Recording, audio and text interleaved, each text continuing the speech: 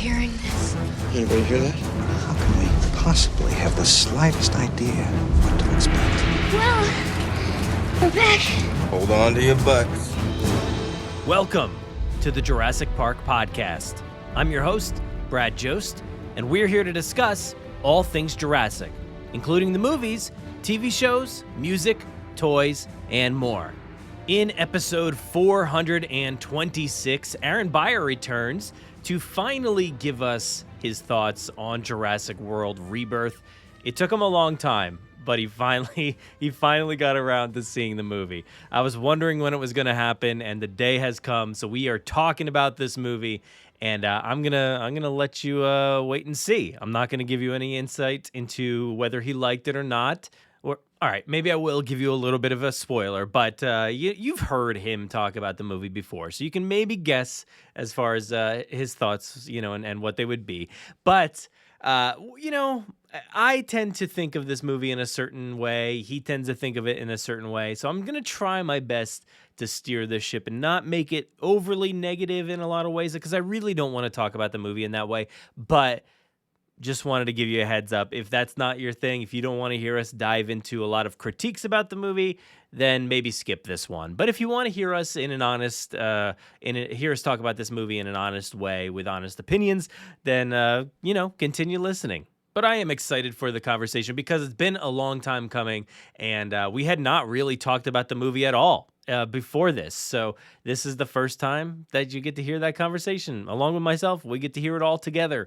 But of course, while you're listening to this episode, hit us up on Blue Sky to continue the conversation. And as always, please check out our live streams over on YouTube discussing all the latest Jurassic news from around the world. Wednesday nights, 9 p.m. EST. Also be sure to subscribe to my newsletter for all things Jurassic, movies, TV, my podcasts, and other thoughts and appearances. You can find the link to the newsletter on JurassicParkPodcast.com/newsletter. And please call our voicemail line at 732-825-7763. And you can email your voice memos or your written thoughts to JurassicParkPod@gmail.com and let us know everything you're thinking about the franchise right now, whether it's about the movies, the TV shows, video games, the music, whatever it is. We'll throw those into an episode of the Jurassic Mailbag coming up soon. But it is time, so let's go ahead and dive into Aaron Beyer's thoughts on Jurassic World Rebirth. Big head, no cattle. Big head, no brain.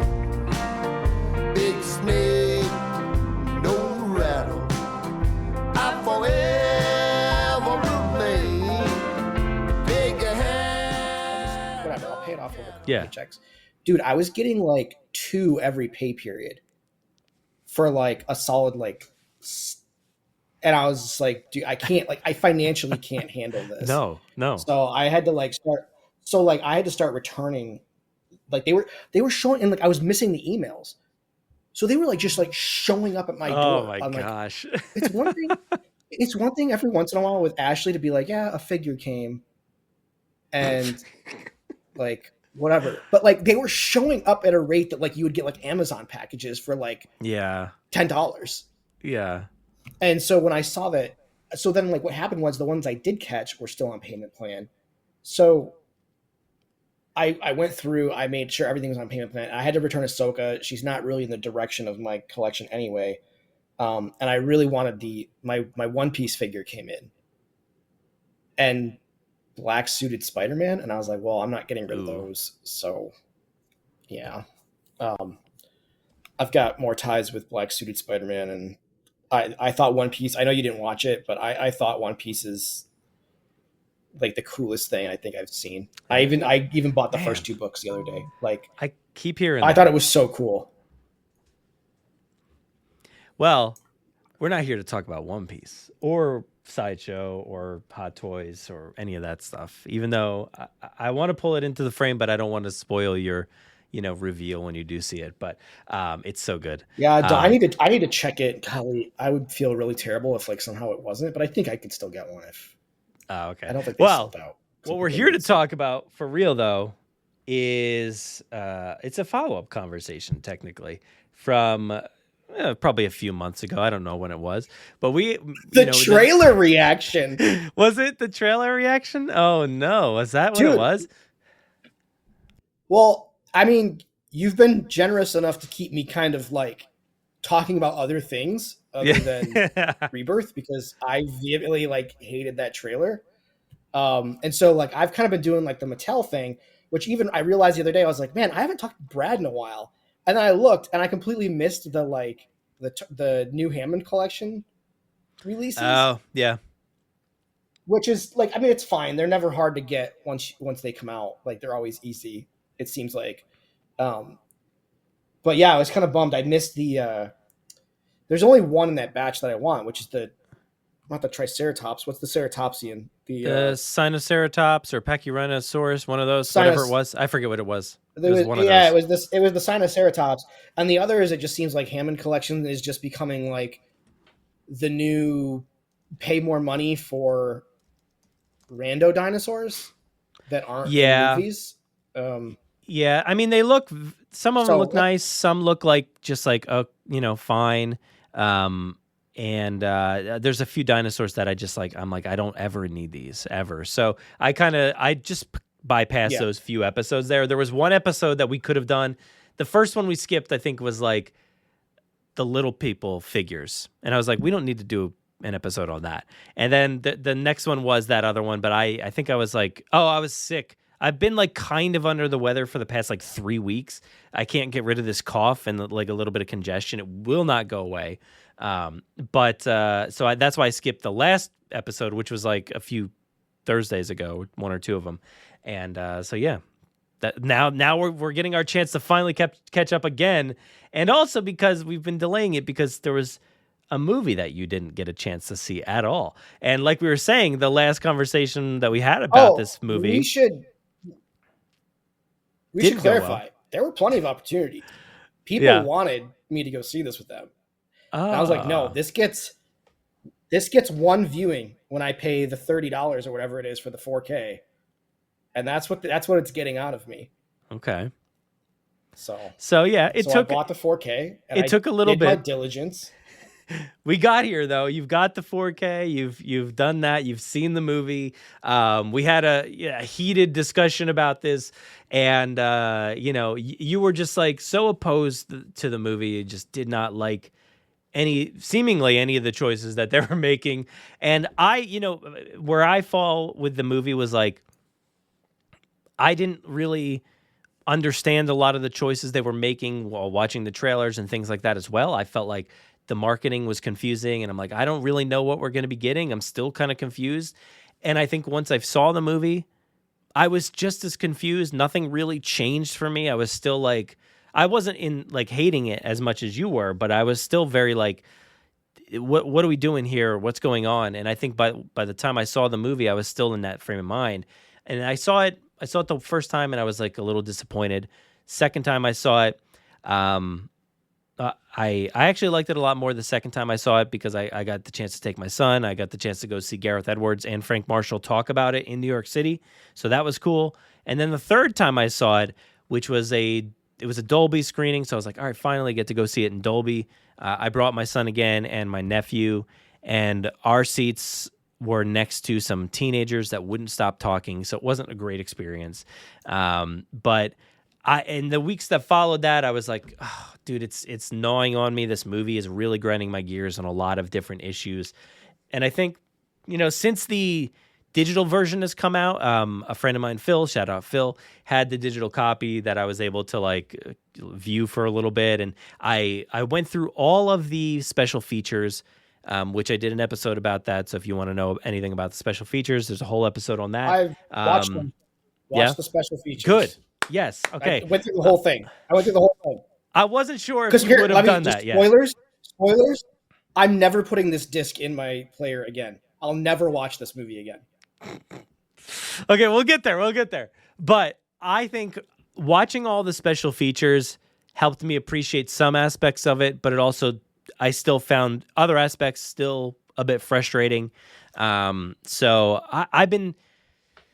it's been tough because like I haven't been doing weekly episodes because I found it very it's tough to talk about. Like, I'm trying not to do very negative content, and I don't think I need to. Like, I haven't really felt the need to do negative content on the movie. Like, I'm not here to trash it all the time or anything, but I do find myself diving into a lot of those things that I disliked about the movie.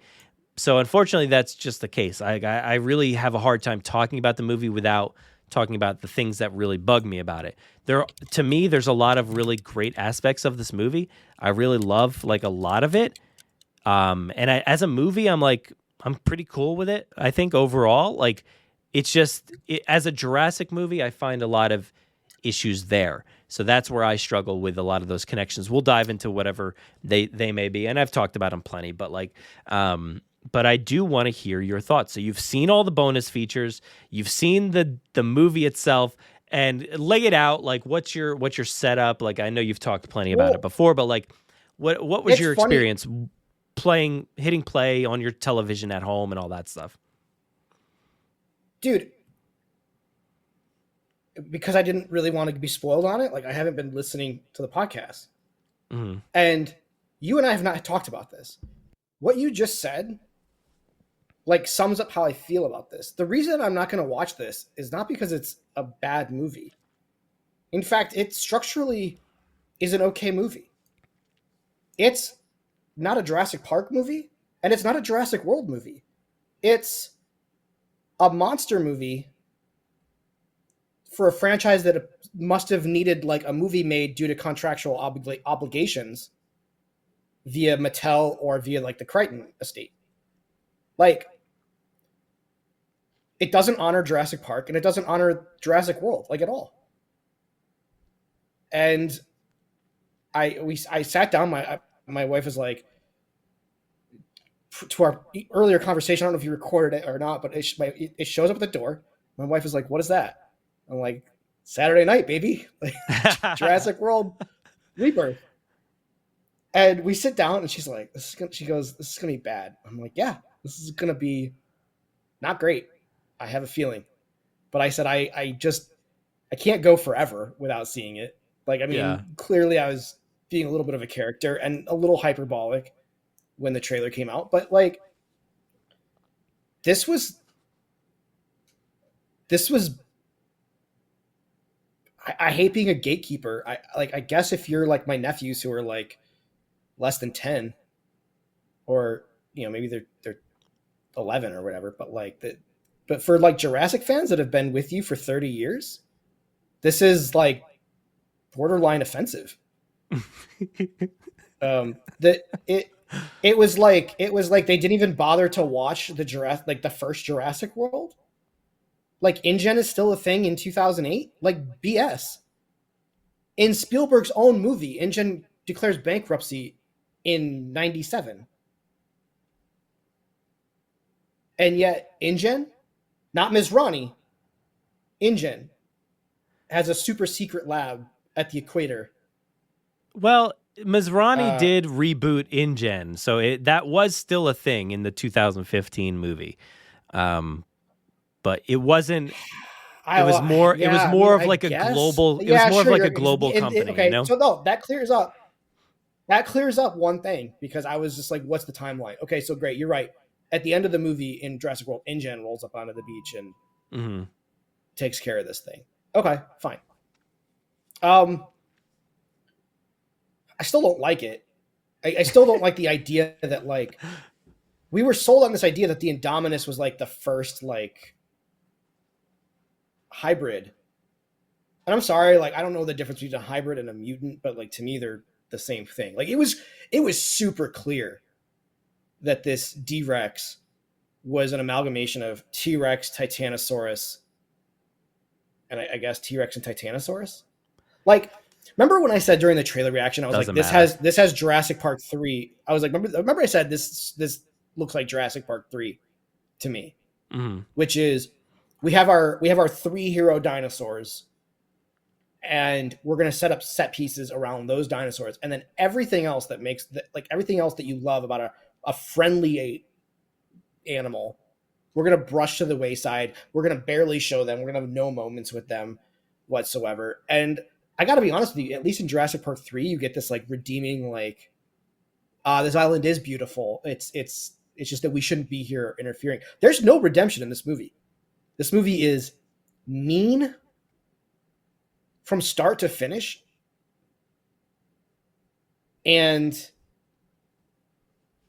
it just makes no sense. The bringing together the family and the mercenaries to then like tear them apart again just so that they could like bounce between different scenes, like, because clearly they couldn't figure out how to like narratively make a movie with them together. I thought was weird. It was so disjointed, and like, which is, I guess, a criticism against the actual movie itself. I'm saying it was structurally good, but like, I guess as like a monster movie, it was kind of cool, but like, man, as a Jurassic movie, I just did not like it. Dolores, so all the dinosaurs are dying. That's how we're going to solve Jurassic World's criticism of like dinosaurs become less interesting when they're around the world. So, okay, we're going to have them all die, but we're going to take Dolores back to our home. Dolores is going to die. Yeah. Dolores can't survive away from the equator. That's the takeaway from this. Like, what? I thought it was weird. Correct me if I'm wrong. Now, in the bonus features, and this is where I thought I was messed up. In the bonus features, they talk about the last Brachiosaurus alive or has escaped or something, and then they show the Apatosaurus in the traffic jam. In the movie, do they say the last Brachiosaurus?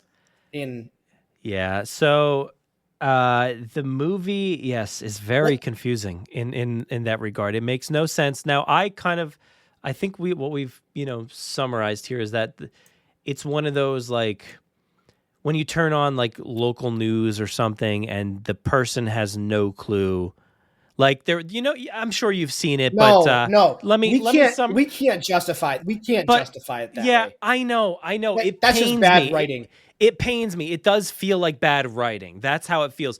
But I'm trying. We cannot be apologists for this movie.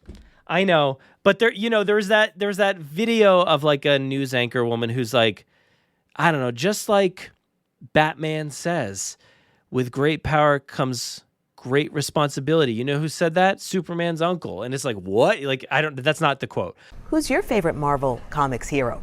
Mine is Superman. Remember the motto? With great power comes great responsibility. Have a great night, everyone. We'll see you again at 6. But like, it's very similar to something like that. It's just mixing all of these things together that make no sense whatsoever. So that's the kind of vibe that I'm getting from that scene, even though I'm just like, that just sounds wrong.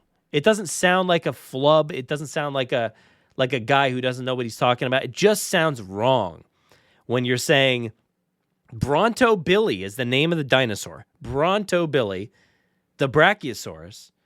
That's an Apatosaurus on screen. And I, if you want to go deeper into it, the size of the Apatosaur is incredibly massive compared to what we see in Jurassic World. So if you look in Jurassic World, they're holding the head of the Apatosaurus in their hands. But in the movie, it's literally the size of a vehicle. The head. Just the head. So I don't know what's going on there. It really grew once it got into New York City, I guess, but which doesn't make sense. But yeah, there's little things like that, details like that. Not if they're all dying.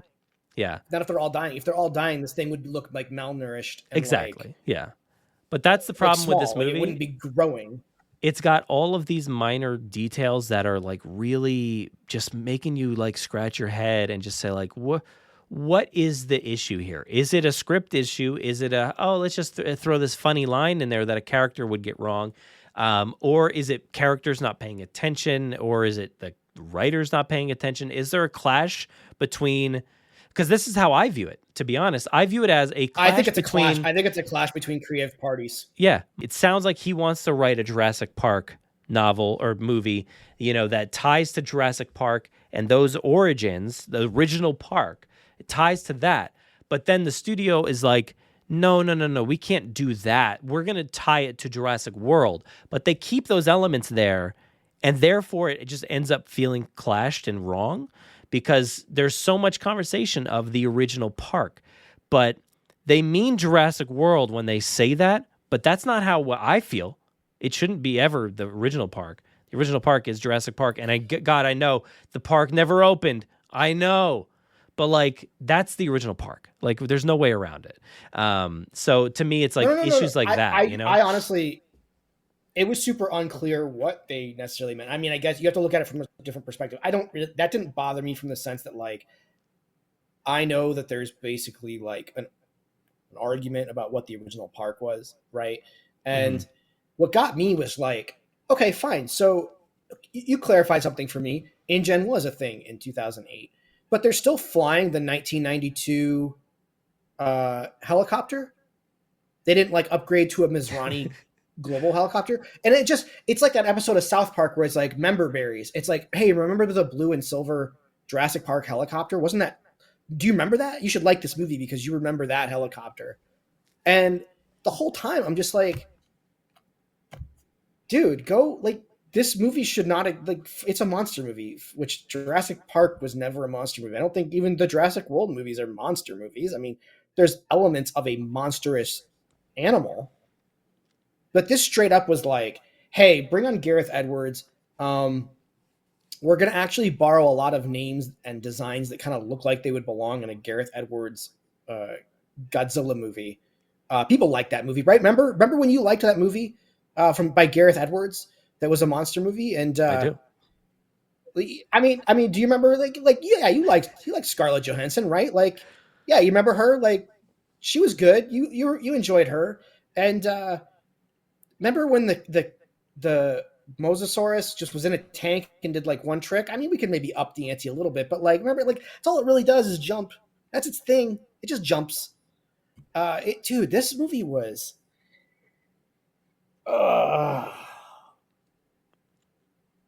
I don't know.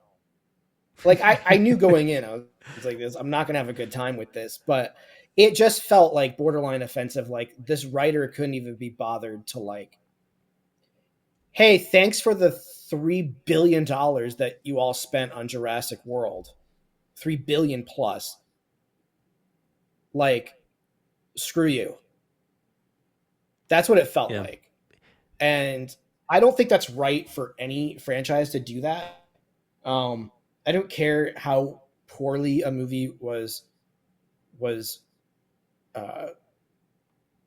revered. Like, and I feel the same way about like Jurassic Park 3. Not a great movie, but we all spent money to go see it. And you should honor the fact that like that movie existed, which is why I thought in Dominion it was just a great opportunity to have all the Raptors show up instead of the Atrociraptors, but like, whatever, I'm not in charge of making movies. Yeah. I don't know. This movie it was bad, man. I would say the best thing to come out of this has been Mattel. Mattel's just been like killing it. This line is amazing. Well, let me dive into a few things here because you brought up monster movie, mutants and stuff like that. And, I got to admit, Sure. like, while I think I would have rather had velociraptors or something, that a real dinosaur, instead of the mutodons. I do still like the mutodons. I think they're pretty cool. And if you look at some of the there's like a whole mutodon, I think, like bonus feature, I forget what it was, but there's some really incredible designs, I think, in there that they could have used, and I think they settled on the one that was good, but I think there was better ones in there that were more interesting and more creepy. There were way worse ones too. And I think we should like give them credit where credit is due. They did not pick the ones that looked like Peter Jackson, like mud pit bugs, which definitely were there in those designs. Mm-hmm. Like they look like they were straight out of like Skull Island art. Yeah. I mean, that's what this whole movie is. It feels like Skull Island, right? Like everything's weird about this island, except for Dolores. It's like, why is that dinosaur there? I don't get it. But But I did Well, like the designs there, I mean, and they clearly were like, we're gonna have these monsters, these monster dinosaurs. They need to somehow reflect these other species. So like you have these species of dinosaur on this island that I thought clearly represented like what they were using to go into these mutants. Like I saw all aspects of the real dinosaurs. I saw aspects of them in just about every. There was 2 mutants, right? Just the Mutodons and the D-Rex? two, Or was there two a third? mutants, but there was like other weird things around, like little things. Yeah. Okay. You know? So that was the other thing. Is like, so I'm watching it, and they're right. This is where I felt like it was Skull Island. There were things that weren't dinosaurs, but were like prehistoric, like lizards or snakes and stuff. And this is I never wanted. We always talk about mammoths and saber-tooth tigers. Like I never wanted Jurassic Park to go in that direction because I'm like, well, no, those aren't. Not only are they not dinosaurs, but they don't even kind of like look like dinosaurs. And I feel the same way going back in history, right? Which this movie seemed to choose from, where I was like, well, no, now you're kind of like in the earliest like primordial ooze type creatures, like where they're like giant salamanders with fins on top. And I'm like, no, like that's not, no, I get it. Dimetrodon's not a dinosaur, but like when you're a kid, those are like, when you're learning about dinosaurs, those are they get lumped in, but you never really, mammoths and like primordial ooze salamanders get separated by like their pre and post dinosaur era. Mm-hmm. It just, but I will say bad. This movie was so bad. No, it's not so bad. Look, I think that it has a lot of redeeming qualities. And let's talk about the D-Rex for a second, because I really like the D-Rex. I think it's really cool, but it was severely underused, and it could have used some more fleshing out there. And the fact that like the thing that bugs me about it is like they will never really reveal what it was and what it was made from and for or whatever. The entire idea is that these were, I guess, attempts at making hybrid dinosaurs. They do mention hybrids at one point, but I think for the most part they're referred to as like mutants and things like that. And that word's used as like what these people in the movie are saying. They're just calling them mutants. And Scarlett has this one scene that's like, what? They're creating what? Like, dude, it's like so many years later after Jurassic World, like what happened there. Like there's no way you didn't hear about the hybrid dinosaur that they were working on called the Indominus Rex that escaped and killed people and did all kinds of crazy stuff. So I found that a little silly. But I think the D-Rex to me is a really cool looking creature. There's a lot of size changing and some weird stuff that I don't care about in the movie. Like it goes from small to huge. That doesn't bother me. But I do think it was pretty awesome. And when it does grab the helicopter and just comes out of the fog in that scene, like that was pretty awesome. Like I really dig that stuff. So I wish it was in the movie a little bit more. I could have used like an extra like 15 minutes or so maybe to kind of establish this thing. I'm kind of confused by the layout of like where it existed pre-breakout, pre-downfall of this island, and then like what that part looks like later on in the movie. It's very confusing to me. But I think it's cool. What did you think about the D-Rex? I mean, I'm not here for the hybrids. Like easily. Now watch what you say. I'm holding up one right now. You're gonna offend it. You said you liked Mattel, man. It's just not. Oh, I've not purchased one. I've purchased all the like hero dinosaurs so far. So I've purchased the new cats. I got this Mosasaurus the other day. The legit, not massive one. Dude, this thing is dope. This thing is really, really good. Yeah, I don't know. I didn't really think anything of it. I was kind of checked out by the time it really rolled around. I mean, I think they showed so much of this movie in trailers. Yeah, they really did. Kind of by the end, where it was like, and we could talk about the T-Rex later. But yeah, I was just kind of checked out. I was like, this movie's just a big dumb monster movie. I wouldn't even consider it a dinosaur movie. It was very much a Skull Island like. Skull Island has dinosaurs on it, but like you don't typically think of Skull Island as like a dinosaur movie, right? It's a monster movie. Yeah. And that's that's all versions of King Kong, right? Like there's dinosaurs in all those versions, but you don't care about the dinosaurs. They're just like the backing to your monster. And that's what this felt like. And again, it just feels like a betrayal from what Spielberg and is it Michael Lantieri? No, he was a VFX guy. Who's the writer? Oh, David Koepp? Yeah, Spielberg and David Koepp went out of their way in movies 1 and 2 to be like, these aren't monsters, they're animals. And it feels like a betrayal of my 7-year-old self, but whatever, like, again, it's just me. I'm okay with that. Like I'm okay with them branching out and doing a monster movie that has very clear mess ups and things like that. And I think this movie would have worked so much better if it was a spin-off of Jurassic Park. If this D-Rex was the attempt at making the original T-Rex just a natural dinosaur, to me that works so much better. And even the Mutodon was just like, oh, we messed up and made the Mutodon. Like it was supposed to be a Velociraptor. I think the movie would have worked so much better instead of having this like ultra futuristic tech and stuff in the beginning. Just dumb it down a little bit, make it look more like Jurassic Park. And just, that way the original park comments that they make more sense. I think this island being maybe forgotten maybe would have made a little bit more sense. But otherwise it kind of makes it devalues everything that happened in the world movies pretty much, because like the dinosaurs got out, and or not before that actually, the whole Fallen Kingdom, the volcano is going to go off. It's like we need to save these dinosaurs because if we don't, they go extinct. And it's like, well, okay, well that's not true though, because these ones exist over here. These are alive.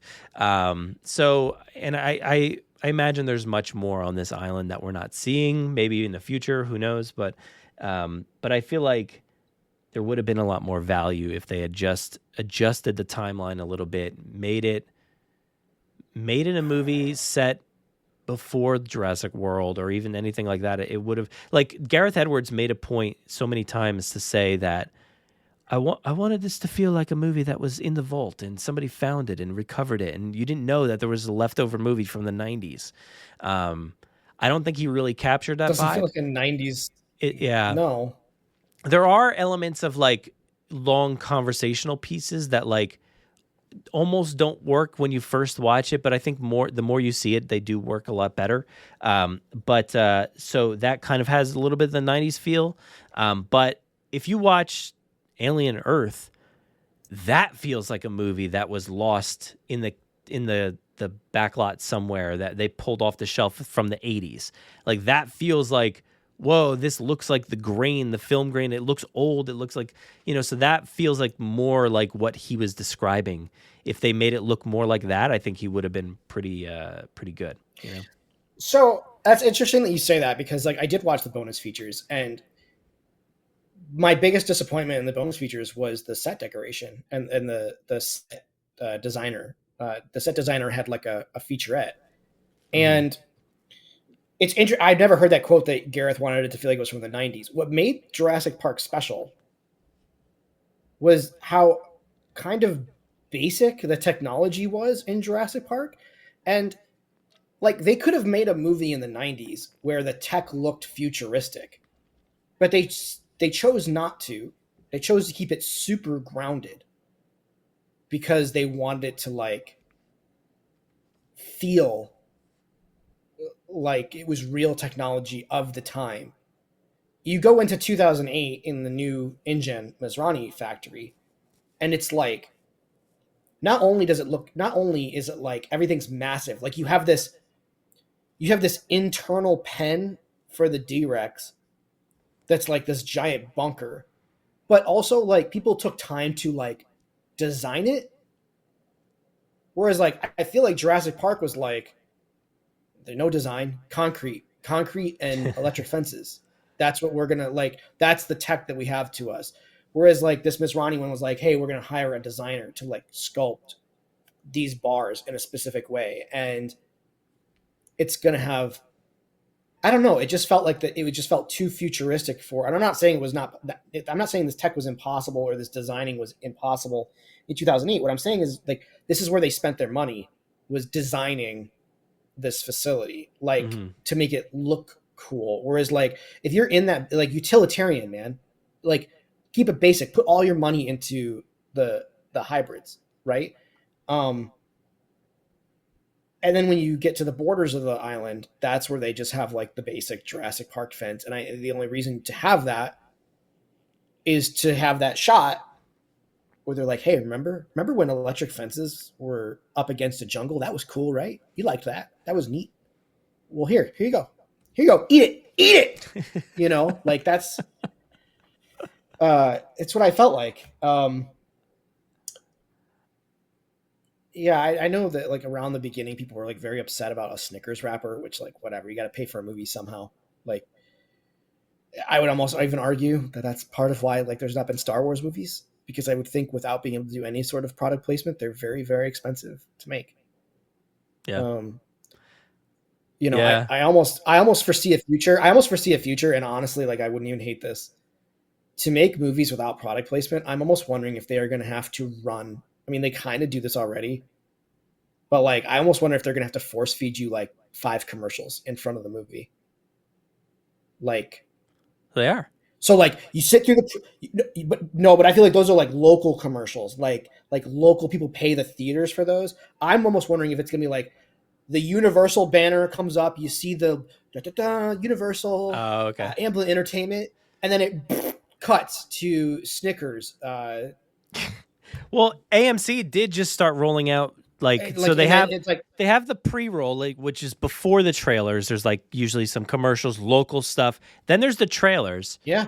And then there's commercials. And so they actually have commercials now, like post trailers, which always feels really weird to get like back into the commercial aspect. And then we go to like, I forget what comes first, if it's like Nicole Kidman or like if you go to AMC, like you'll know, but like, but yeah, they are kind of getting there, but not not post. You have to pay for these Universal, yeah. You know, so but I'm fine with that. You have to get to these budgets, and I mean maybe they. Sorry, I know our timing is off. Maybe they start here doing with them the in the internet. middle. No. Yeah, our timing is off a little bit. Maybe they start breaking the movie up into 2 parts, an intermission, like they used to have in the 60s and 70s, where they force feed you commercials, and I guess you can go refill your popcorn and stuff. The theaters would probably like that, because it would give 300 people the ability to like walk out, pay for more snacks, and then walk back in. Yeah, and but that cuts down so much. That cuts out like an entire screening, you know, like every 15 minutes for each movie, you know, I'm just saying you got to pay for these movies somehow. And, you know, unfortunately, I think we're getting to a point where we're starting to get into like ultra low wage cost workers to create and finish these movies. Anyway, that's like an industry talk. Well, they did talk a lot about how fast they had to make this movie. Like if you watched and listened to the what do you call it? The commentaries, the 2 different commentaries. A lot of it was like there was some good information in there, but they were also like, yeah, we did this like ridiculously fast. Like it's kind of crazy how fast they actually did this movie. Well, so that was the other thing that was I lost my train of thought. I was talking about the set design. And they kept saying like, oh, there's all kinds of Easter eggs. And like Easter eggs being like, hey, remember when Alan Grant wore a red bandana? Well, we put a red bandana on this character. And you're like, okay. Yeah. Well, that was the one where they were like, bandanas aren't exclusive. Yeah. You get it, right? This is a stretch. They admitted they were like, that one's a stretch. But then it's like, oh, this license plate is this thing, which I was like, okay, whatever. But then like they were really into like this Jaws, like recreating Jaws for the Mosasaurus. Now, to past conversations we've had, the Mosasaurus sequence is pretty darn great. Like, it's almost like if they wanted to make a really low budget one-off movie, they almost could have stretched that into a really cool character piece. Yep. And just done a Mosasaurus movie, but character pieces don't sell well overseas, because then you it just doesn't sell well to an audience that can't understand English. And they're not going to want to sit and read your movie for 2.5 hours. And they don't have to know English. And this isn't like a knock on any particular, this is just a knock against the overseas, being dependent on the overseas market, right? Where big explosion, dinosaur crash, attack, that makes sense without language, right? Yeah. Yeah. Whereas like a character piece like Jaws that could never be made today, you know, that movie is more than just a shark. That movie is about these three men who come from different worlds, who have different points of views, coming together to basically protect the city they're from and bonding along the way, right? Like, there's just more to that. Whereas I even think that, like, when you look at something like as far back as War of the Worlds to me is more... War of the Worlds to me is just so good because it's how Jaws, I've seen papers or write-ups on how Jaws is kind of like a metaphor for like Vietnam. I think War of the Worlds is almost like a hit over your head metaphor for like 9/11, right? And I was happy to be hit over the head for that movie. I thought Tom Cruise was great in that film. And well, I mean, the point of let's look at bonus features on both these movies, War of the Worlds and Rebirth. And when you talk to the costume designer for Tom Cruise was like, we start Tom off in a lot of clothes. If you watch that movie, we start him in a heavy jacket. We start him off. He's got like a heavy jacket, a hoodie, a t-shirt. And the design behind his outfit is that as the movie goes, he's going to lose these layers and he's going to go from a really cold father figure. We're going to lose these layers and we're going to kind of fall in love with this character as a protective father. And he's going to be down to a t-shirt in the end. The costumes for this movie were like, hey, remember when Alan Grant had a shovel? Well, we spent a boatload of money having a shovel made for this other character's costume. See, and it's like, there's that. Nothing creative about what you did there. The bandana one was silly. The bonus features, it was, but the bonus features on this movie did not help. Did not help this film for me. I found a lot of good stuff in the bonus features, but there was a lot of stuff that I was still rolling my eyes at. The shovel, though, I really like the shovel aspect. I know it's just copying and cloning it from the original, but the story element of it, like, oh, when you study under Alan Grant, like when you graduate, hey, here's your shovel. Like you get to take this on. This is something I give to each and every one of my students. It's my, like, I can kind of see Alan Grant being like, I don't know what else to give people. So here you go. Here's a shovel. I use this all the time. So I can kind of understand that from that perspective. It does have a little bit of a story element for me.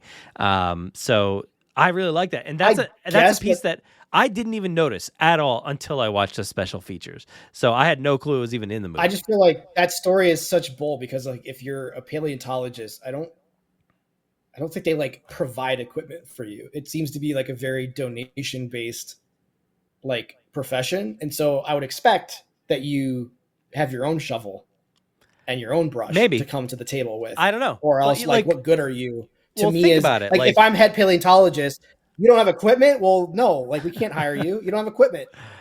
Maybe. Look, I have no idea how that world works. Maybe the intern who spent $10 on a shovel. But like, I think of it like, okay, look at like a modern classroom. Like there's teachers that the school is not providing them anything. Oh, the teacher has to go and buy these supplies and then they give them to the students. So like, to me, that's kind of the way it feels. It's like that kind of element where it's like, okay, here's the teacher. That's a sin. That's a sin in itself. I have some money left over from this settlement I got from John Hammond, so I can afford a few shovels. So that's his gift to the students. That's the way I view it. But another thing that I did really like about the movie was the Ket sequence. I thought that Ket sequence was, and this honestly, like this goes for each one of the capture sequences, like I thought the boat sequence was pretty great. I thought the Titanosaurus sequence was nice. It was fine. And the Ket sequence was really fun. Like, I really enjoyed that sequence. I think the sound design was pretty incredible there. And the same thing with the Titanosaurus. They both of those creatures have very fresh and new sound design that I haven't heard in any of the other movies. It feels alien in nature. Like, it feels like it's otherworldly. And I kind of appreciated that, to give me something different instead of just, well, here's a T-Rex roar that you know. You know, like, I appreciate that they like went above and beyond. It's not just a brachiosaur sound. It's not just a pteranodon sound. Yeah. It sounds different. It sounds cool. So I really, really like that Ket sequence. And it was shocking to me when what's his name was gobbled up, dude, at the end of that sequence. That was awesome. I'll agree. So like all the catching sequences or all the extraction sequences I thought were pretty great. I enjoyed this Ket's design more than I enjoyed the Trevorrow version. Yeah, same. But I guess my justification is like, this is a Jurassic Park Quetzalcoatlus, whereas like the ones we see in the Trevorrow version, I always just felt like were Biosyn Kets. No, they're So, not. like, whatever. Because we saw them 65 million years ago in the prologue. Oh, F. So that doesn't work. Again, Well, you're what a trying disaster. to What a make disaster. excuses for bad writing or bad design choice. So when you listen to No, you're right. That's a disaster. That's a disaster. I'm using your explanation for what you told me before. But like what they talked about in the feature commentaries was like, there's specifically what they talked about the mosasaur, right? That they didn't even know what they were making when they made it. So there was I forget who had the conversation, but like, Gareth actually, I wrote it down. He says, now, James, this is technically the mosasaur from the previous films, in theory, unless we go with the theory that they bred more of them. And that's after the movie's made. This is weeks before it's coming out. They didn't really know. They didn't really have an idea as far as what they were making. And then James responds, oh, you're saying this is the mosasaur from the first Jurassic World? And then Gareth says, I'm going to leave that for the audience to figure out. And that's where I'm like, don't do that. Don't leave that up to us. No, it's so. The whole time I was thinking, well, this is clearly not the Mosasaurus from Jurassic World because it looks different. I mean, it looks different, drastically different. But I did think that was a weird thing that was like, this is where I kind of was like, it's a clash of creative teams, because it would have been so easy to be like, even in the news to be like, even the Mosasaurus has retreated to the equator. And like, we only track this Mosasaurus now near the equator, right? Because in Dominion, the Mosasaurus is never captured or anything. Is that Mosasaurus even in Dominion? I don't even remember. Yeah, it does like attack like a shipping boat or something like that. And there is the line in this movie that they do say like InGen tagged this Mosasaurus, and when it escaped, they were able to still track it.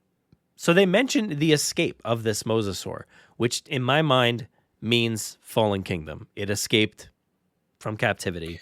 Yeah, but the design is so different. Like, it just, that doesn't work for me. But I'm kind of okay with just like letting that go, because that, like, I know it's like some people have said like fish change over time, and I'm like, okay, sure. I guess I can believe that the fish look a little bit different over time. And I did look it up, and like, yes, that's true.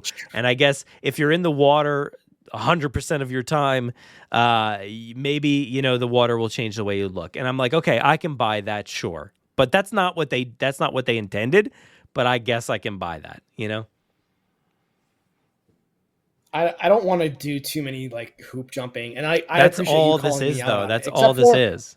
Except for, I'm going to retort your last comment. Biosyn makes 100% dinosaurs that we see from the prologue. Mm-hmm. So the Biosyn Ket is 100% of what a Ket would look like. Whereas InGen never had 100%. And despite my disdain for crafting dinosaurs in Jurassic World, I still always had an understanding that, like, just based on the World trilogy, that the dinosaurs were not 100%. Well, guess what? I guess even based off of the Jurassic Park trilogy, because they changed the raptor design. So who knows? I have a retort for you as well. Do you remember in Jurassic World Rebirth, there's a scene where they're in the museum? Jurassic World retort. That's what this is going to be. In the museum, there's a fossil record of the Kets, but it's the Kets from this movie. It's the same shape, body shape. So there's clashing ideas again. Doing this to us? So this is the part of this movie that hurts me physically. It's like all of this stuff that just, when I watch it, I cringe because I'm like, I know you could have done better.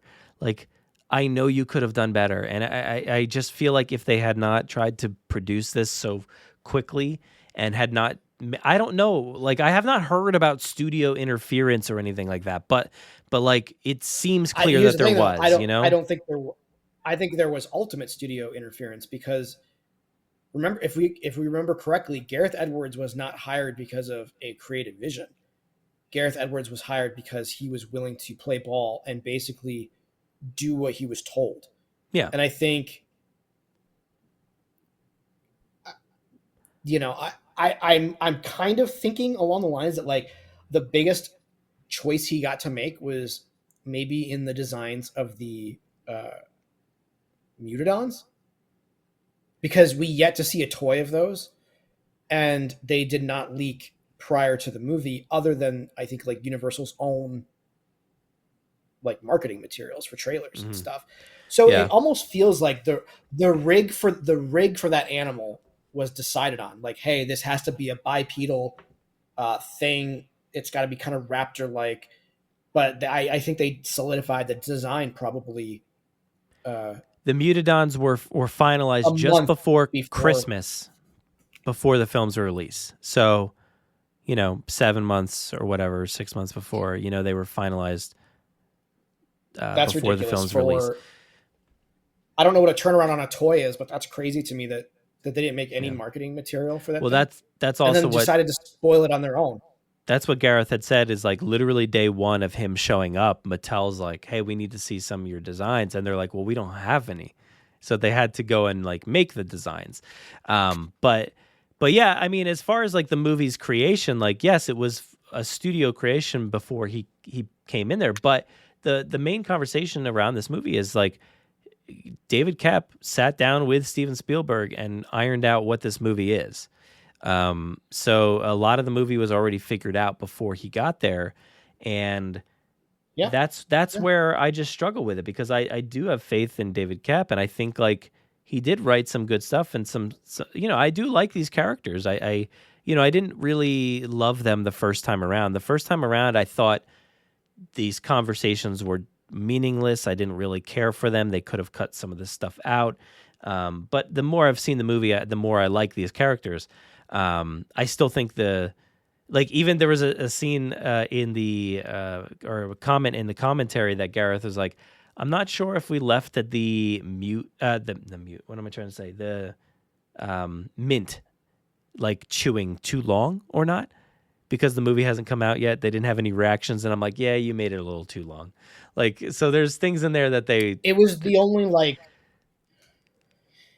Yeah, it was like the only like Marvel style like jokey joke. And I got to be honest with you, I appreciate that they didn't go that route. I think that is now proving to not be attractive to audiences anymore. And I'm just really happy that they, one of the things I guess I kind of respected with Gareth was he was like, I want to get back to the horror aspects of Jurassic Park.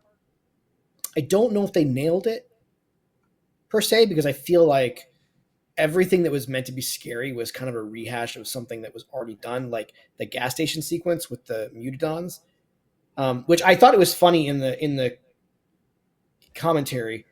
The dad was like, yeah, the rest of the cast is jealous. We have all the best sets. And that is like no joke. The family had by far all the best set pieces. They had something that like, I mean, golly, my big nerd out favorite thing from this movie was seeing and this is how much of a nerd I am about this franchise. My favorite thing, the thing I was most stoked for were the dumb pipes that ran from the volcano. Like, Yeah. I was like, oh, that's cool. That's like, to me, that's like expanding this world. Like, that's something from Jurassic Park we didn't see, or the Lost World. We know that Isla Sorna was also geothermal powered.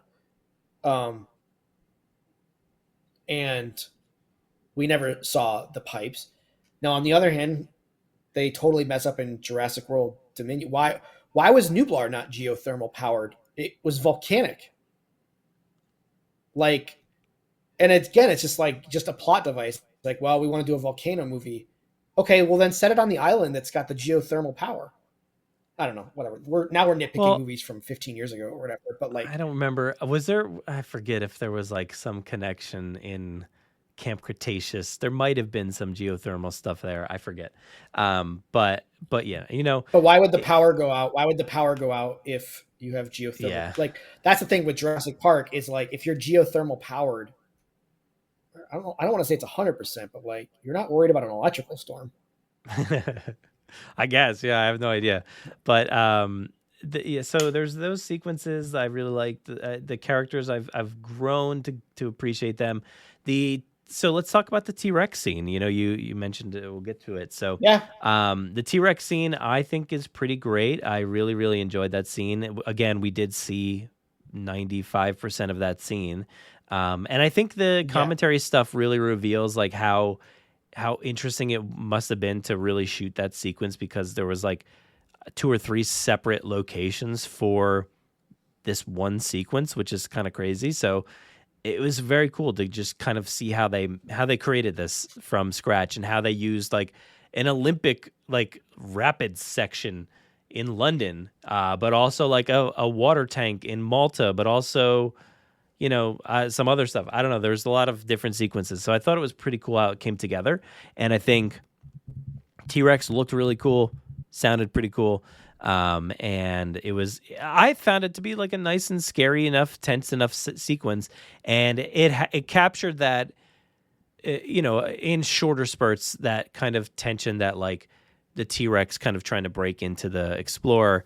And that fear and tension with the kids and stuff like that, because I know she's not getting eaten, the little girl, but like when the T-Rex does bite into the raft and pick it up in the air and the family reacts to it, I felt that. Like I felt like the horror of that moment, even though I knew it wasn't going to be happening.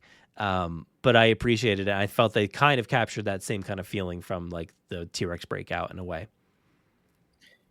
Yeah, I was sad to see that, because I think we had talked about it. I was like, the only reason I'm even remotely interested in this movie is because of that scene. Mm-hmm. Having been from the original book, and then I personally think one of the greatest, and this is member berries. I remember this, so don't like come at me. One of the coolest things in video games when I was a kid was the raft sequence from Kong Skull Island. Like, that's a great game set piece. Oh wait, what? From me remembering it. Yeah, did you ever play the Kong Skull Island video game? No, I don't think so. I think it was Kong Skull Island. It was Peter Jackson's King Kong video game. Okay. How old were we in 2005? 20? 30? No, 20? Yeah. Yeah. That was 2015. I was 30. Yeah, 20. Okay, so 20. Dude, that game, there's 2 sequences in that game that are like that were terrifying to me. Huh. Like, there's a sequence where you're shooting bugs in the dark and you're in tall grass and you don't know where they're coming from. Yeah. And you just hear things, you don't actually see it. It's terrifying. And then the other really cool part was you were being chased by tyrannosaurs while you're on a raft. Yeah. And that's cool. The V-Rexes. Yeah, it was great. V-Rexes. Yeah. Anyway. So I thought you were I was like agreeing with you, because I thought you were gonna mention like the Sega Jurassic Park game, and I'm like, yeah, because like for me, like the raft sequence remember this, because like you remember the novel, that this was going to be in the novel, and you remember we made a theme park ride based off of this novel sequence that was going to be in the movie, and then they cut it from the movie and it's not actually in the movie, and then so that's what I thought you were going with it. Okay. All right. Yeah. Fair enough. No, I thought it was cool. So the only shot I think that I really didn't recognize from the trailer was with the teeth through the raft. That was really cool. Mm-hmm. But yeah, again, like they they escaped the Tyrannosaur, and they're just behind like a wall that's maybe like 5 feet. And I'm thinking, like, wait, the Tyrannosaur can't step over this wall and continue. It got chase annoyed. You. It got Like- annoyed that its nose got all scratched up in the rocks, I think, and it looked like it was a little frazzled from that. So I think that's why it kind of backed off. Dude, I don't know. I just, like, they could have CGI'd an electric fence there, as if, like, okay, the electric fence is out, but like it's just in the way. Sure. You know, it's something to deter this animal from like not wanting to like bother anymore.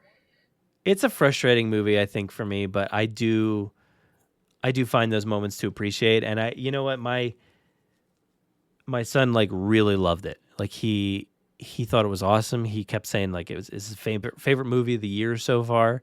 And he's seen all kinds of stuff, and he's really liked it. And yeah, it's just it's like I think it's just a resetting point. And it's, hey, let's just make this movie and not necessarily care about all this other stuff that everybody else is gonna that has been here for 30 years is gonna care about. So it could have been better. I just think overall this movie could have been better. I really like it, but I don't know. It could have definitely been better. Do you have anything else that you really liked from it, or was there nothing else? Yeah, I really liked the gas lines. I thought that was cool. Yeah, we got that. I did like the, The gas gas station lines. stuff. I mean, like the gas lines. When I saw the gas station, I was like, that brought back memories to me of like the live tour where I was like, the gas station stuff is always cool because you can play with fire. You can play with fire, and you can play with piping, and there's all kinds of like things that you can kind of play with in that world. Well, I don't know how much gas was there.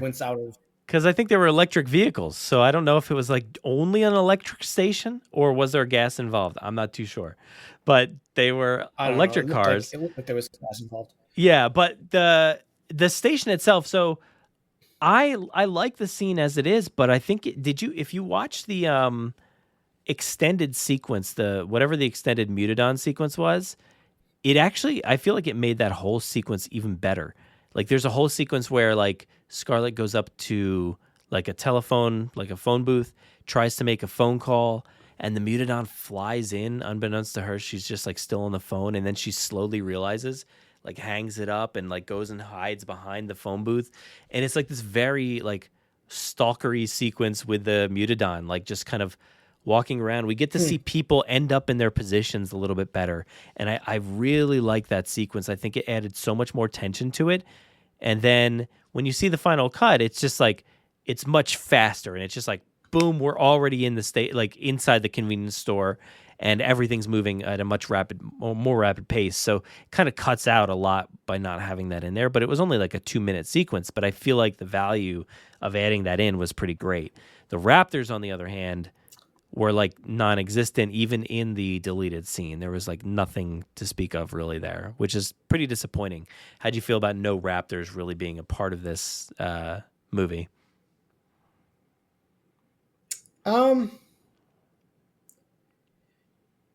think because I knew we were getting something very similar with the Mutadons,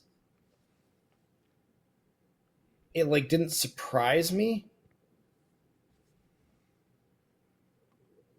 I have to go back and watch the trailer because in the trailer they mentioned velociraptors, right? Like they cut some fake sequences to fake us out. That was so yeah, there was a lot of like cutting happening. There's in the sequence that they cut, that there's like half footage. There's like kind of like a half like CGI, but like also you see the person with the raptor head in their hand or on their head or something.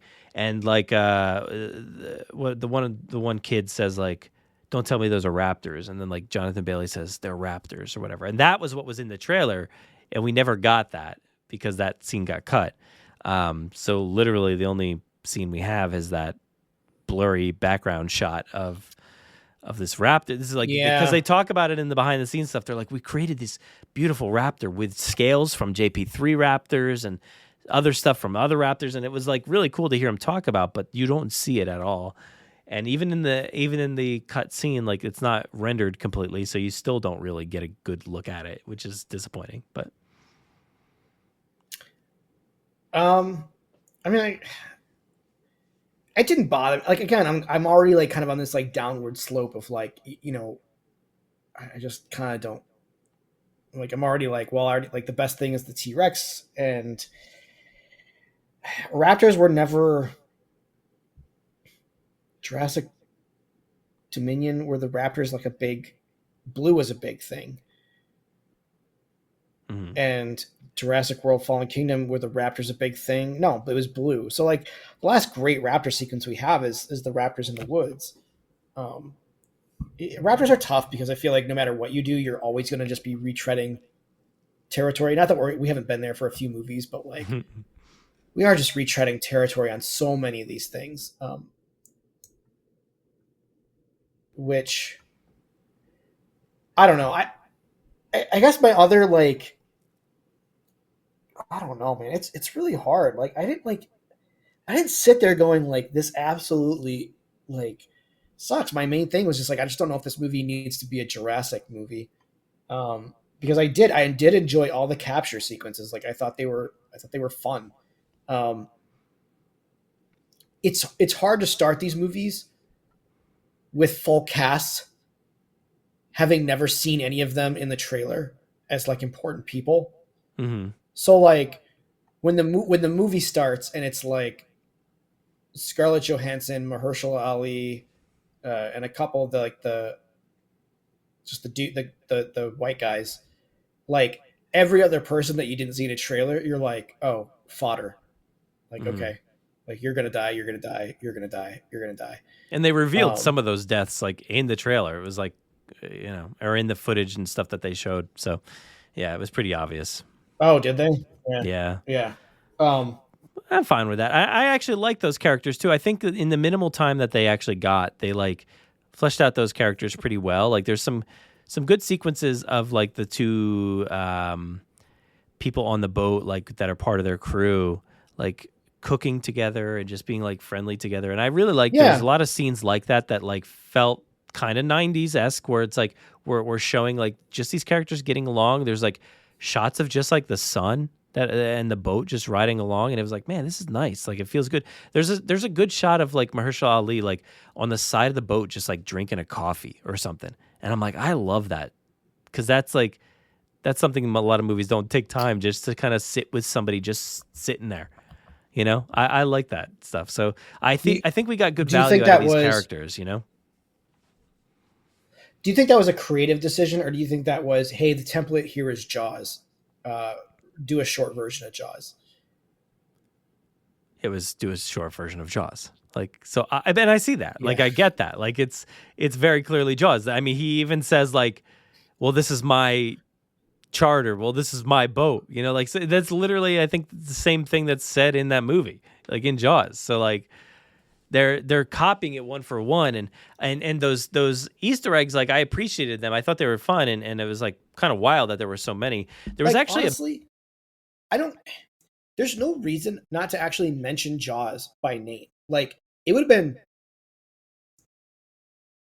I think it would have been an actually like more honorable, like, and you could have made it funny, where they're like, I don't know, you could have easily been like. You've seen Jaws, right? Like, we're all going to die. Or, like, they could have made just crazy blatant references, like, we're going to need a bigger boat. Or, you know, try keeping that thing up with a couple barrels. Like, they easily could have just, like, made it so that Jaws in that world is a movie they have all seen. Well, they they made it very clear that, like, Frank Marshall said no to a lot of that stuff. Like, he did not want, him and Steven, like, They both did not want like overt references, but like they put them in anyway. Like they got them into the movie anyway.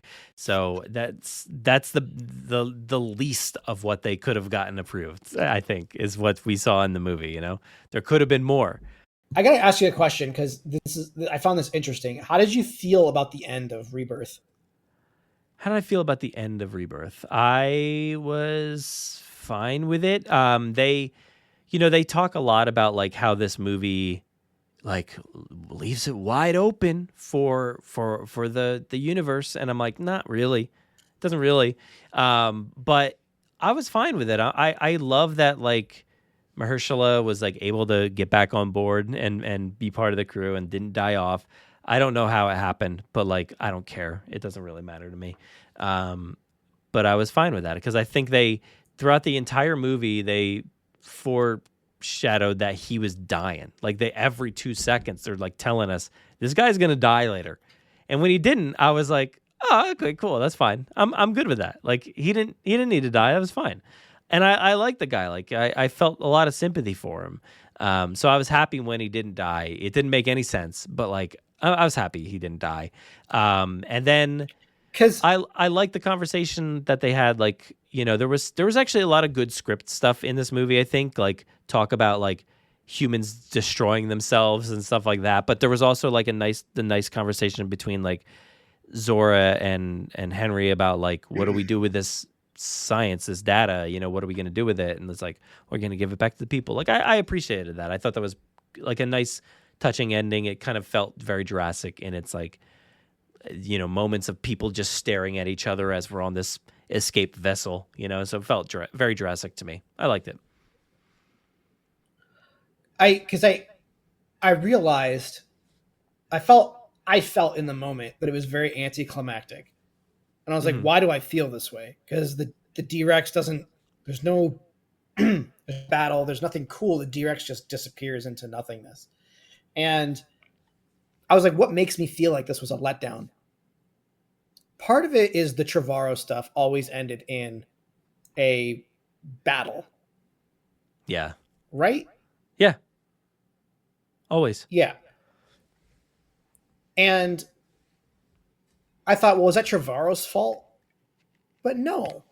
Jurassic Park ends in a, albeit small scale, it ends in a battle. Yep. It ends in a dino battle. And I guess the only one that really, I guess The Lost World and Jurassic Park 3 are the only two that don't end in dinosaur battles. And I gotta say, those are my least favorite endings to Jurassic movies. Like, they just tranquilize the T-Rex. He just happens to walk. Well, he doesn't happen to. They lure it in the thing. Like, I guess that was kind of cool. But, like, Jurassic Park 3 is literally like, we're on our knees succumbing to these raptors. And then they run away. But you know how that movie is so much better is if the Spinosaurus comes back and they battle with the raptors at the end of that movie. Incredible ending to Jurassic Park 3. I don't need the Navy showing up, you know, with Dr. Grant. Like, that's so stupid to me, the ending of that movie. But hey, man, would have been really great is. if there was a battle with the raptors and the Spinosaur, you know? I'm just saying, like, look, I don't try to be the, like, I gotta have the explosions, I gotta have the battles, but like at the end of this movie, I was kind of like, really? Like, we're not gonna get a battle? I appreciated it because it felt it, you know, I know there's a battle in Jurassic Park, but that like it's the least battle-y of any of them. It just kind of like is a quick interaction that just happens, and it feels real though. But it feels real. It feels real, but there's no stakes to it. It's just like the T-Rex is just decimating them. Like there was no outcome where they were gonna win. In all the other movies, it's like, oh, you think the bad guy's gonna win, but he doesn't. You know, that's not the case in Jurassic Park. But it just kind of, I feel like the endings are very the same in a lot of ways, where it's just like, oh, the movie just ends. We just escape. There's no like, we don't find out anything else about this island. It's, you know, it's left. That's there. They leave the island in the same state in both of those movies, right? Like they just leave, and that's the end. And you don't have any clue what happens next. And I think that was a pretty cool way to. I mean, I remember in that way. I remember kind of being let down by the book The Lost World, because that's how it ends, is that they just basically get on a boat and they get on rafts or something, right? And they float away. I forget. And it's like, you know, with Jurassic Park, it felt like this like lead up, like you were just trying to get everyone to the helicopter. This was both movie and book. It's like you're just waiting on the helicopter to show up so that everyone can leave. And that to me was at least better than like floating away. I don't know, because like the mosasaur is still out there, right? And apparently the mosasaur is still pretty peeled at this. But wait, how did they get? Did they find another boat? They got to take this little thing in this movie. They got to take that little boat. Yeah, they found a new boat at that little dock. You know, they saw it from up above. And they're all gonna die in the ocean. They might. Yeah, you never know. But it's because it's a nice. It's illegal I find to it a go sweet where they ending, were. You know? Yeah. What were your? I had another question for you, and I'm totally blanking. And now we're just like, we're getting to that point where we just ramble. But I had like a real question for you. Do you think that this is part of a intended trilogy now, or do you think the new movie's a whole new cast, whole new director? Do you think now we just start getting one-off Jurassic movies? No, I don't think they have it in them at this point. I think they are just. We're gonna get one more. We're gonna get one more for sure. Well, yeah, no. That's what I mean. Like I don't think they have it in them to do one-off movies with new casts. I don't think they have that in them. I think they are going to stick to the script and just keep doing the same thing. Like, oh, here's all three of them back, or here's most of them back. I just don't see them doing. Okay, so you think ScarJo is the new headliner for this franchise? As of right now? Yeah. So I think that's going to be the case, and I think maybe you leave off Dr. Loomis, and you get Mahershala and Scarlett back for the next one. I know Jonathan Bailey's talked about like taking some time off, so like, but that could just mean like a year, and he could still probably be back for the next movie. But I don't know. I could see a movie with two of the characters, three of the characters, one of them. I think they could do a few different options there. I've been hoping that they just do one character at a time, like just say Scarlett's back next time, or Jonathan Bailey's back next time, or Mahershala, and then build a cast around those people like they did with the originals, Just have one person return at a time. Do you think it's out of the realm for Chris Pratt to come back? Probably. I would love that though. Do you think that's because he's not? Do you think that's because he's not? Do you think he's less bankable now, or do you think they just don't want to rehash the World trilogy? No, I mean,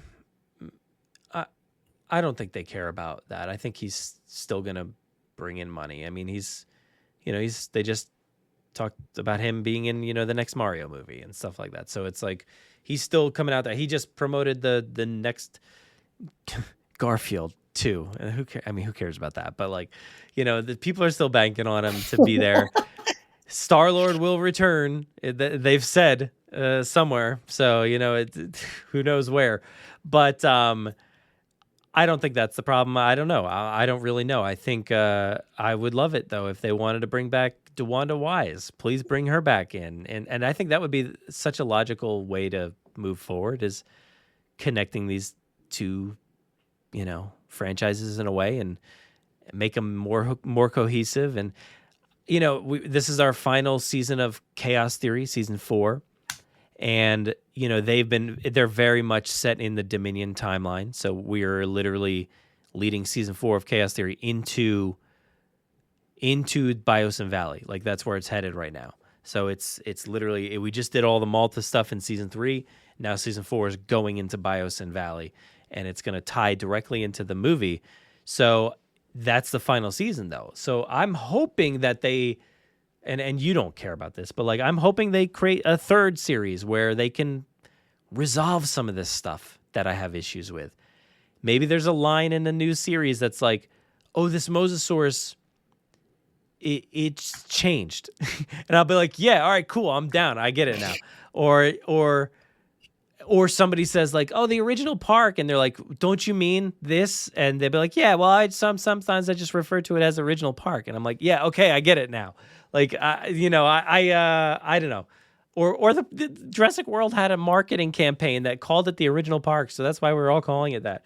I just wish that there was stuff fleshed out for this movie that like could be worked into further seasons of some show. But I hope they bring back some characters. I think there's room to bring them back. And like I've said before in the past, I want them to converge like the Camp Cretaceous crew into live action. Bring in DeWanda Wise, bring in Scarlett, bring in somebody else. I think it would be cool if they did that. But if Frank Marshall's still here, that's not ever happening. I just don't see that happening. He doesn't care about bringing things together. I don't think he wants live action television or anything like that. He probably sees the struggles that his wife is having with, I'm not going to say she's struggling. I mean, she kind of is. I don't necessarily think Star Wars is all that great, but like she probably sees the mountain of responsibility that's involved with what she's doing. And he's probably like, no, thanks. Like, yeah. I agree. I'm not saying she's doing a great job, but like at the same time, it's like, if she's not doing a great job, I kind of can understand why, because that just seems massive. And I think we've seen that when these things get too massive, even with Marvel, which was the creme de la creme of Hollywood for 15 years, when these things get too big and too overextended into multiple places, they do not do well. I don't even know if there's a quality issue for me. Like I know the movies, the main three movies have their issues very clearly, I think, but like what, like the three latest like episodes, like episode 7, 8, and 9, they have some issues. Yeah. But I think like everything else like has been really pretty darn good, like across the board. Like even the shows that nobody cares about and nobody watches like have been actually really good. I don't really feel like there's a whole lot, maybe I'm missing something off the top of my head, but like there hasn't been like a whole like Marvel's like done some really bad stuff. Like there's been some really not good movies and really not good television shows, but I feel like Star Wars has been extremely cohesive, and she's done an incredible job at like making this all work together. And I understand that. I feel like you would think he'd maybe want to dip his toes into that same water, but like he also maybe he's looking at it that way. He's like, I don't want to. It's a lot of work, and I don't think we can do it. So I get that. Yeah, in a world where they just shrunk the world again. Now the entire world exists around the equator, and it's why did they do that? That makes no sense. First off, it was a dumb idea in 2015 that people don't care about dinosaurs anymore. It was a dumb idea back then. Why are we doing the same idea? The way they talk about that idea is as if they've never had this idea before.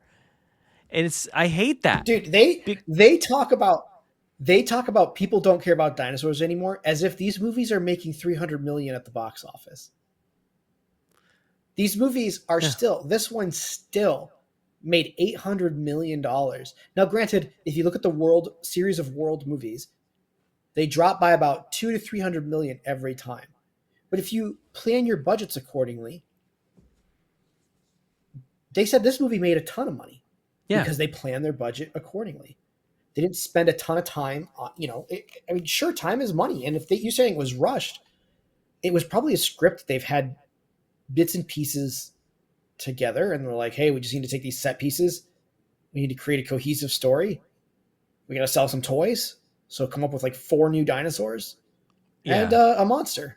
And it doesn't look rushed we'll make at a all. movie. It looks phenomenal. It looks better than it does not look anything rushed. has looked. It looks probably. Yeah. So it looks fantastic, but yeah, I don't know. I'm not sure. You know what? I don't know. You were saying that you were asking if there was something that I enjoyed, and I said like the capture sequences, and you kind of had brushed off the Titanosaurus one. Dude, I'm not gonna lie, I was pretty tense during the Titanosaur one because he's up there like hugging this thing and like petting it, and I'm like, they're gonna shoot this thing with a 7-inch dart, and this guy's gonna get kicked into oblivion. I Like, didn't know I was why he like- was up there to begin with. I'm like, what are you doing? Like, back up, man. Like, they're about to shoot the thing. Like, I know it's big and it probably doesn't care, Like, but you don't- like, still. That's the thing, is like, it probably doesn't register, but they're like, it's going to penetrate the skin. Now, to me, an ant is very small and shouldn't register. But I'll tell you what, man, if I get like in a little fire ant and one Yeah. bites me, if one bites me, I feel it. Yeah. I know, and I'm annoyed. Yep. Yeah. Yeah. So yeah, I thought that was very daring to be like petting on this thing and loving it the way he was. Yeah. And honestly, like when he fell off that cliff, that was a part that like shook me for a second. I was like, oh shoot, he dead? And he didn't, but like he fell in the trees. And it was a more believable tree falling than like other films. But like I was, for a second there, I was like, whoa, I did not see that coming. Like, got me. It was so high up. It was Very high up. It was very high up.